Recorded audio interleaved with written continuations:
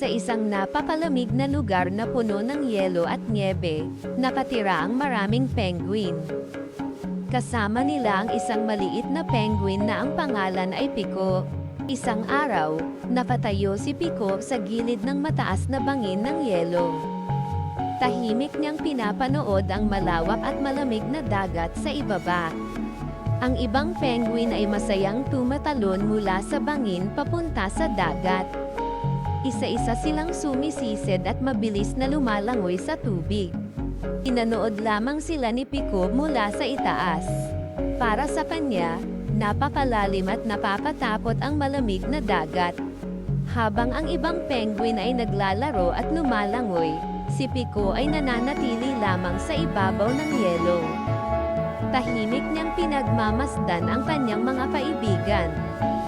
Naglakad si Pico mag-isa sa malawak na kapatagan ng yelo. Iniisip niya kung kaya rin ba niyang lumangoy tulad ng ibang penguin. Biglang umihip ang isang malakas na hangin. Lumipad ang nyebe sa paligid at nahirapan si Pico na manatiling nakatayo sa madulas na yelo. Habang sinusubukan niyang panatilihin ang balanse, nadulas si Pico malapit sa gilid ng bangin. Unti-unti siyang dumudulas pababa. Mabilis na dumudulas si Pico pababa sa matarik na yelo. Hindi niya mapigilan ang sarili habang papalapit siya sa dagat. Sa isang iglap, nahulog si Pico sa dagat. Malakas ang splash habang siya ay lumubog sandali sa malamig na tubig.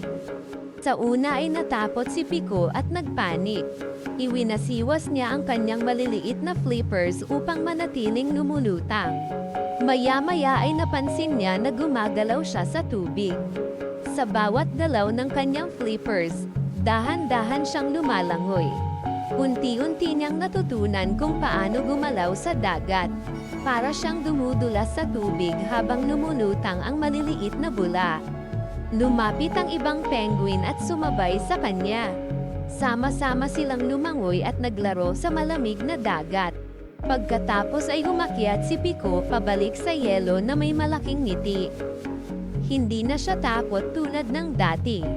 At mula noon, tuwing tumatalon si Pico sa dagat, lagi niyang naaalala ang araw na natutunan niyang maging matapang.